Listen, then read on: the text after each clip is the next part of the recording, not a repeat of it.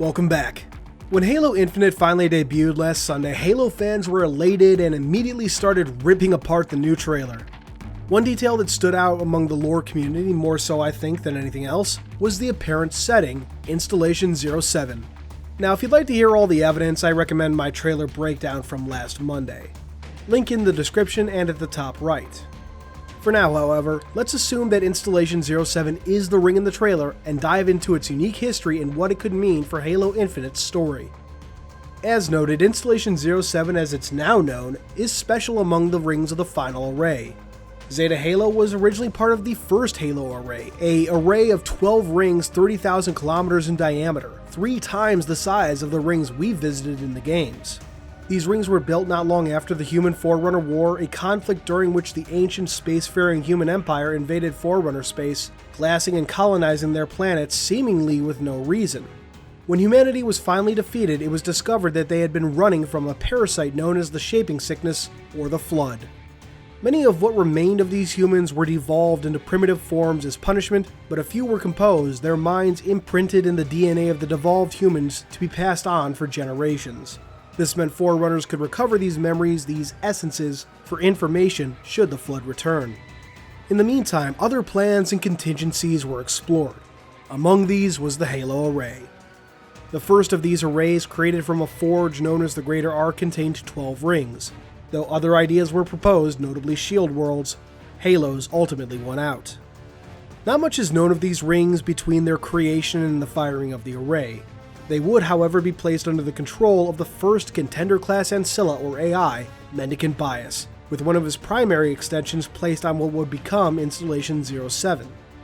This installation, like others, housed numerous species, notably descendants of the humans devolved millennia ago. Under the orders of the Master Builder, or Faber, the mind behind the Halos, experiments were run on these humans, discovering what seemed to be an immunity from the Flood. In truth, the Flood chose not to infect these humans as part of a larger plan against the Forerunners. In light of the apparent immunity, Faber had new human subjects collected from Earth, violating the wishes of the Ecumene Council and, more specifically, the Librarian.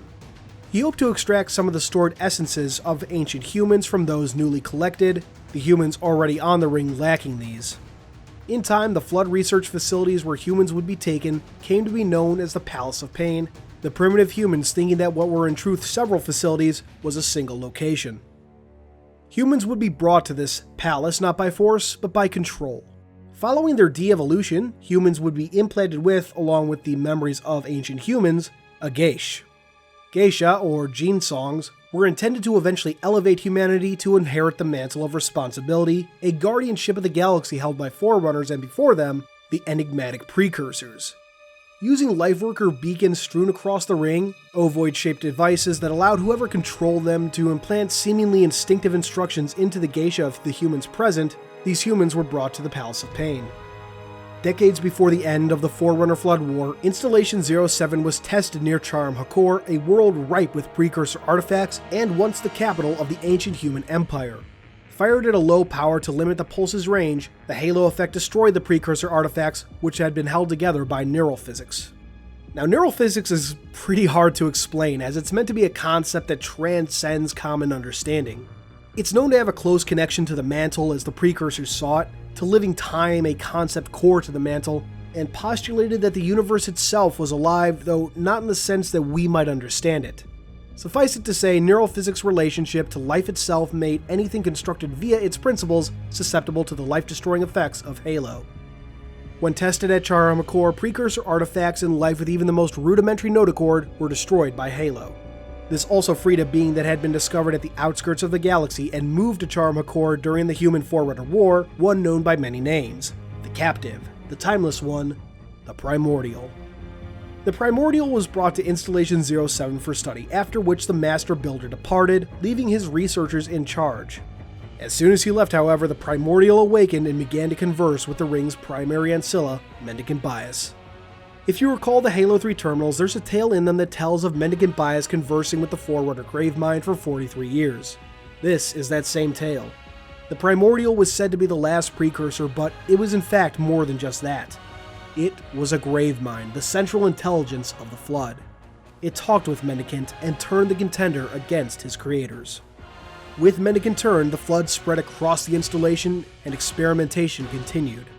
After those 43 years, Mendicant Bias and the Primordial began their siege on the Forerunners, starting at the capital of Maithrillian.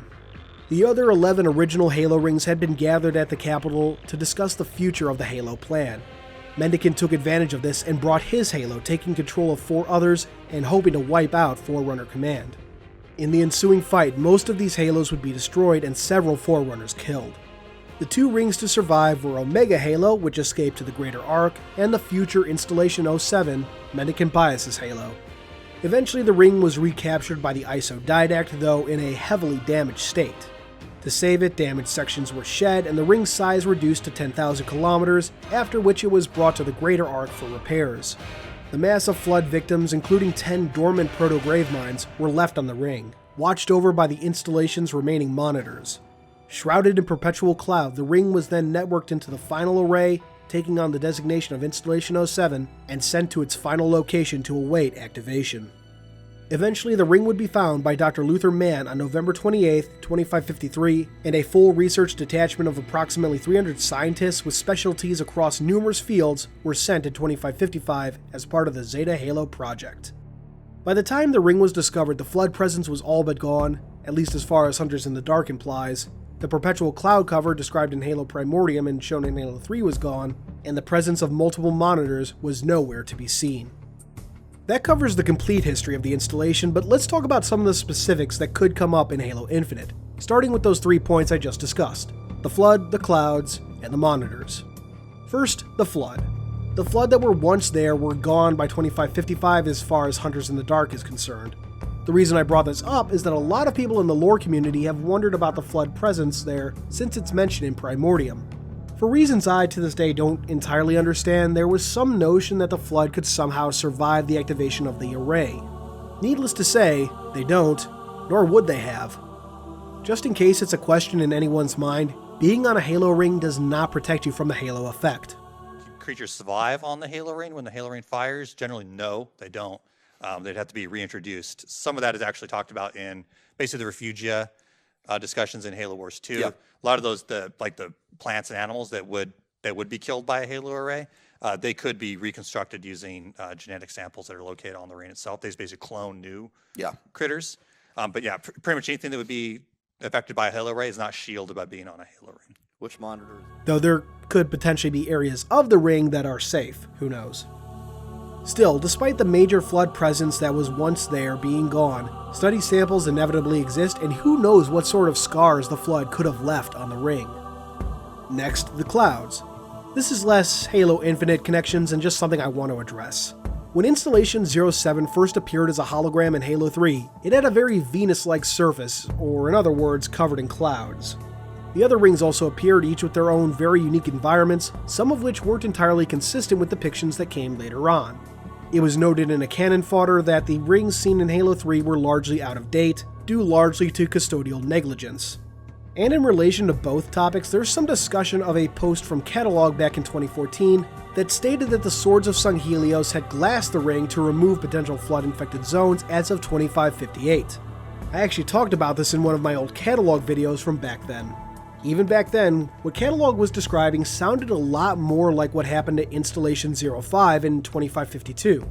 Whether Catalog did get Installations 05 and 07 mixed up, or the statement was just decanonized when Hunters in the Dark was commissioned, I can't say, but I lean towards the former. Finally, the monitors. As described in Halo Primordium, the Flood presence was watched over by monitors that had remained after the previous conflict. So, this is the first mention of a Halo having multiple monitors. Given the sheer size of the original rings, it makes a kind of sense to have more than one, but there's no indication that this was actually the case for the other rings. Given the strange experiments undertaken on Installation 07, the extra monitors could have been more the exception rather than the rule. But second, this makes me wonder about the command hierarchy on Installation 07.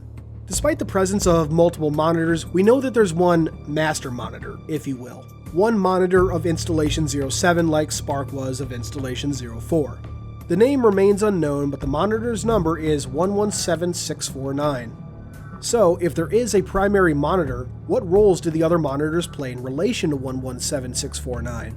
And as no monitors were encountered by the UNSC in 2555, Did they stick around once the flood had been dealt with? Or did they leave after the array fired to take on other duties? Or maybe they just wandered off. Interestingly, in Hunters in the Dark, it was theorized that 117649 had purposely hidden itself because it knew of what happened on other Halo rings, which would be an interesting angle to explore further in a game, if not a future novel. But if 117649 does appear in Halo Infinite, which I'd love to happen, I hope 343 can address the fate of those other monitors in some fashion and his own absence up to that point. Maybe in a terminal, maybe in some random dialogue, or maybe in a codex entry? Continuing on, what about other connections? The Palace of Pain or the Flood research facilities would be an interesting place to potentially visit, especially if this game dives into the ancient human lore. Halo 4 started us on that route, so it's certainly not impossible. And as I discussed in my trailer breakdown, there's literal writing on the wall that makes me think that ancient humanity could be brought up again. Another extremely interesting place to visit would be the Cartographer. The original primary cartographer for Installation 07 was huge. As described in Halo Primordium, it was 500 kilometers wide and 400 kilometers long, which would make it longer than the width of the average Halo ring, which stretches 318 kilometers, at least on the rings we've been to. Again, Installation 07 was part of the original array, so it could be bigger in some areas still. Unlike the cartographer of Installation 04, which was located on a random island, Installation 07 was built into the walls of the ring.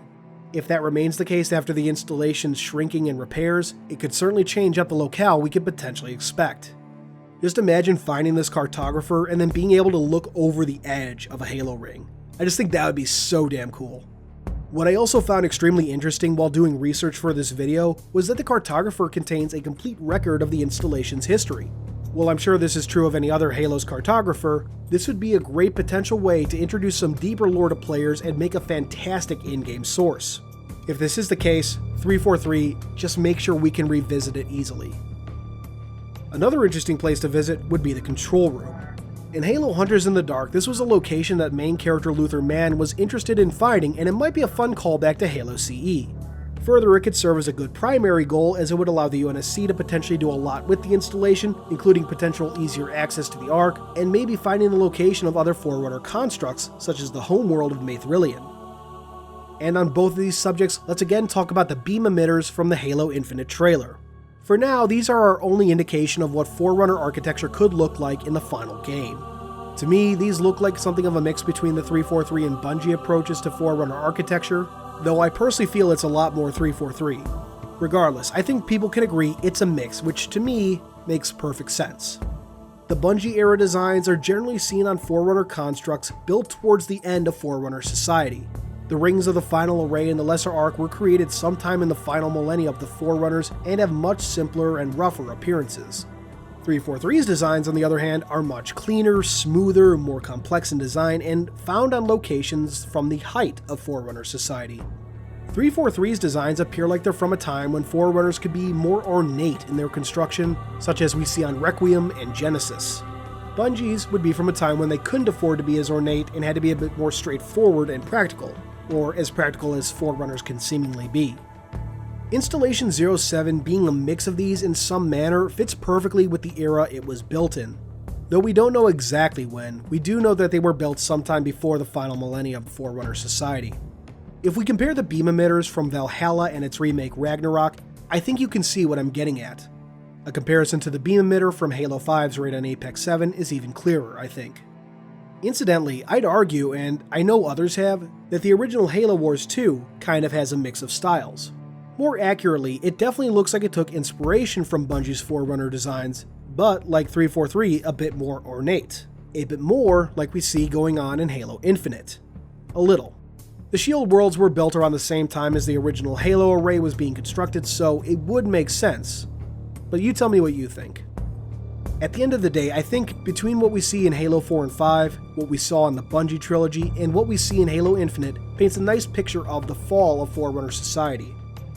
The last thing I want to discuss here is Mendicant bias. Now, as I've said in my breakdown, I doubt we'll encounter him directly. He was last seen on the Ark, and getting him to Installation 07 would be a bit of a leap in logic to say the least. However, once again, as I was reviewing Halo Primordium for this video, I discovered something very interesting.